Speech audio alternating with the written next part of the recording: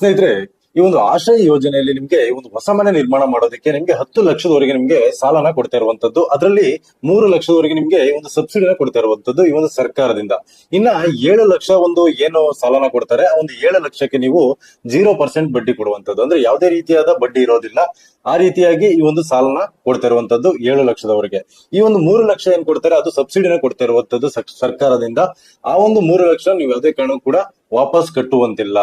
Okay ಸ್ನೇಹಿತರೆ, ಇದ್ರ ಬಗ್ಗೆ ನಾನು ಕಂಪ್ಲೀಟ್ ಡೀಟೇಲ್ಸ್ ನ ಹೇಳ್ತಾ ಹೋಗ್ತೀನಿ. ಅದೇ ರೀತಿಯಾಗಿ ಈ ಒಂದು ಯೋಜನೆಗೆ ಅರ್ಜಿ ಹಾಕೋದಿಕ್ಕೆ ಏನೆಲ್ಲ ಒಂದು ದಾಖಲಾತಿಗಳು ಬೇಕಾಗುತ್ತೆ, ಮತ್ತೆ ಏನೆಲ್ಲ ಒಂದು ಅರ್ಹತೆಗಳು ಬೇಕಾಗುತ್ತೆ, ಯಾರಿಗೆಲ್ಲ ಈ ಒಂದು ಮನೆ ಸಿಗ್ತಾ ಇರುವಂತದ್ದು, ಇದ್ರ ಬಗ್ಗೆ ನಾನು ಕಂಪ್ಲೀಟ್ ಡೀಟೇಲ್ಸ್ ನ ಹೇಳ್ತಾ ಹೋಗ್ತೀನಿ. ಅದಕ್ಕೂ ಫಸ್ಟ್ ನಮ್ಮ ಒಂದು ಚಾನಲ್ಗೆ ಯಾರೇನು ಸಬ್ಸ್ಕ್ರೈಬ್ ಆಗಿಲ್ಲ, ದಯವಿಟ್ಟು ಕೂಡ ಸಬ್ಸ್ಕ್ರೈಬ್ ಮಾಡ್ಕೊಳ್ಳಿ ಅಂತ ನಾನು ಹೇಳೋದಕ್ಕೆ ಇಷ್ಟಪಡ್ತೀನಿ ಸ್ನೇಹಿತರೆ. ಮೊದಲನೇದಾಗಿ ಏನಿದು ಈ ಒಂದು ಆಶ್ರಯ ಯೋಜನೆ ಅಂತ ನೋಡೋದಾದ್ರೆ, ನಿಮ್ಗೆ ಒಂದು ಕರ್ನಾಟಕ ಸರ್ಕಾರದ ಒಂದು ರಾಜೀವ್ ಗಾಂಧಿ ಈ ಒಂದು ವಸತಿ ನಿಗಮದಿಂದ ಈ ಒಂದು ಯೋಜನೆಯನ್ನ ಜಾರಿ ಮಾಡಿರುವಂತದ್ದು. ಇದರಲ್ಲಿ ನಿಮ್ಗೆ 10 ಲಕ್ಷದವರೆಗೆ ನಿಮ್ಗೆ ಅಂದ್ರೆ 3 ಲಕ್ಷದವರೆಗೆ ನಿಮ್ಗೆ ಸರ್ಕಾರದಿಂದಾನೇ ಸಬ್ಸಿಡಿನ ಕೊಡ್ತಾರೆ. ಇನ್ನು 7 ಲಕ್ಷನ ನೀವು ಸಾಲ ಮಾಡ್ಬೇಕಾಗುತ್ತೆ. ಈ ಒಂದು ಸಾಲ ಏನ್ ತಗೊಳ್ತೀರಲ್ವಾ, ಆ ಒಂದು ಸಾಲಕ್ಕೆ ಯಾವುದೇ ರೀತಿಯಾದ ಬಡ್ಡಿ ಇರೋದಿಲ್ಲ. ಮತ್ತೆ ಅದೇ ರೀತಿಯಾಗಿ 0% ಬಡ್ಡಿ, ಅದನ್ನ ನೀವು ಸಣ್ಣ ಸಣ್ಣ ಒಂದು ಕಂತಾಗಿ ನೀವು ಕಟ್ಕೊಳ್ತಾ ಹೋಗ್ಬೋದು ಆ ಒಂದು 7 ಲಕ್ಷನ. ಆದ್ರೆ ಈ ಒಂದು 3 ಲಕ್ಷ ಏನ್ ಸಬ್ಸಿಡಿನ ಕೊಡ್ತಾರೆ, ಅದನ್ನ ನೀವು ಸರ್ಕಾರಕ್ಕೆ ಯಾವುದೇ ಕಾರಣಕ್ಕೂ ಕೂಡ ವಾಪಸ್ ಕಟ್ಟುವಂತಿಲ್ಲ. ಅದು ನಿಮ್ಗೆ ಫ್ರೀ ಇರುವಂತದ್ದು.